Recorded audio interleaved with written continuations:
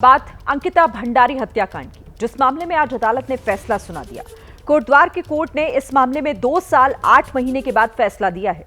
अंकिता की हत्या रिजॉर्ट चलाने वाले पुलकित आर्य ने अपने 2 कर्मचारियों सौरभ भास्कर और अंकित गुप्ता के साथ मिलकर की थी। तीनों दोषियों को उम्र कैद के साथ ही 50-50 हजार रुपए का जुर्माना भी लगाया गया। आखिर कैसे उत्तराखंड सरकार की कोशिशों से देवभूमि को इंसाफ मिला, देखिए।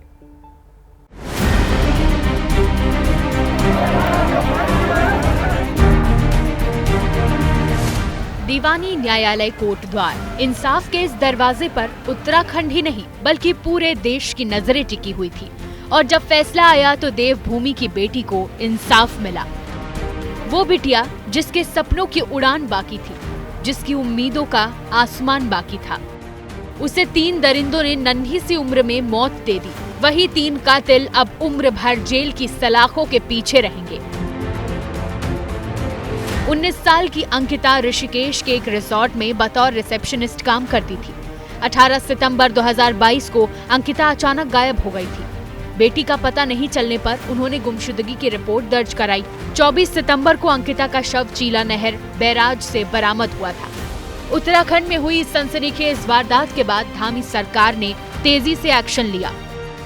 जिस दिन ये घटना हुई, जैसे ही हमें जानकारी मिली, हमने संकल्प लिया कि हम निश्चित रूप से हमारी पहाड़ की बेटी को, पहाड़ की बहन को न्याय दिलाएंगे। और जानकारी होते ही तत्काल हमने सभी जितने भी हमारी जांच करने वाली एजेंसियां थी, पुलिस विभाग था, सभी को निर्देश दिए कि तत्काल इनकी गिरफ्तारी होनी चाहिए। जितने भी आरोपी हैं उनकी तत्काल गिरफ्तारी हुई। और उसके बाद महिला आईपीएस अधिकारी की अध्यक्षता में एसआईटी का गठन किया गया। इस जघन्य अपराध के सामने आते ही मुख्यमंत्री पुष्कर सिंह धामी की अगुवाई में प्रदेश सरकार ने तत्परता दिखाई। आरोपियों को 24 घंटे के अंदर गिरफ्तार कर जेल भेजा गया।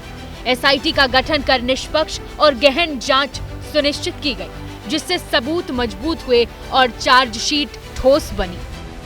लगातार अदालत में पैरवी की गई। इसी का परिणाम रहा कि आरोपियों को जमानत नहीं मिल पाई। परिजनों को जैसा उन्होंने चाहा, जिस प्रकार से भी उन्होंने हमसे कहा, उनको अभियोजन अधिकारी दिए गए।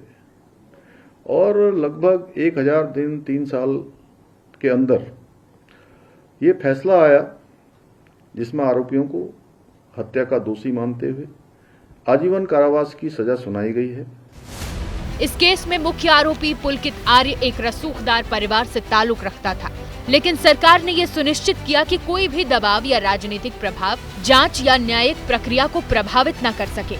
धामी सरकार की कोशिशों से ही उत्तराखंड की बेटी को इंसाफ मिला है। साथ ही ये भी साफ हो गया कि अपराधी कितना भी रसूखदार क्यों न हो, कानून के शिकंजे से बच नहीं सकता।